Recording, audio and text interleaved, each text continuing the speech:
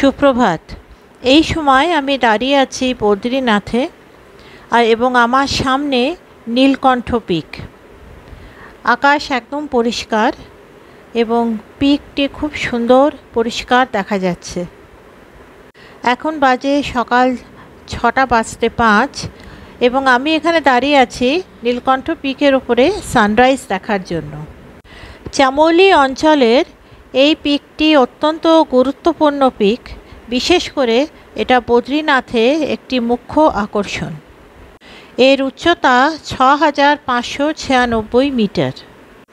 নীলকণ্ঠ অর্থাৎ মহাদেব, যিনি সমুদ্র মন্থনের সময় বিষ নিজের কণ্ঠে ধারণ করেছিলেন, এই পাহাড়টি তারই নামে। প্রচলিত কথা অনুযায়ী বদ্রীনাথ থেকে কেদারনাথ সোজা রাস্তা ছিল, কিন্তু যে পুরোহিত এই দুটি ধামেই পুজো করতেন তার কিছু অসৎ কাজের জন্য মহাদেব খুব রুষ্ট হয়ে যান এবং এই রাস্তায় এই বিশালকায় পাহাড়টিকে দাঁড় করিয়ে দেন।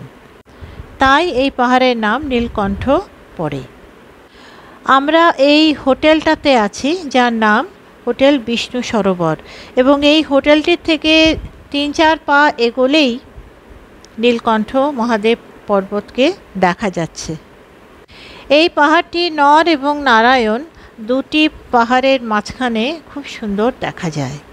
সূর্যোদয় শুরু হয়ে গেছে এবং সূর্যের আভা নীলকণ্ঠের মাথায় পড়েছে। সূর্যোদয়ের আগে এই পাহাড়টির একটি হালকা নীল আভা থাকে।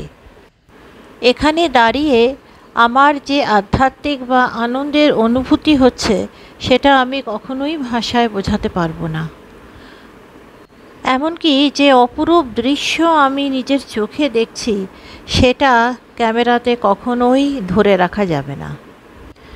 নীলকণ্ঠ পর্বত একটি অনুভূতি, একটি আধ্যাত্মিকতা যার কোনো ভাষা নেই। মহাদেবের আশীর্বাদ যে আজ আমি বদ্রী বিশালের ধামে দাঁড়িয়ে ওনাকে অনুভব করতে পারছি।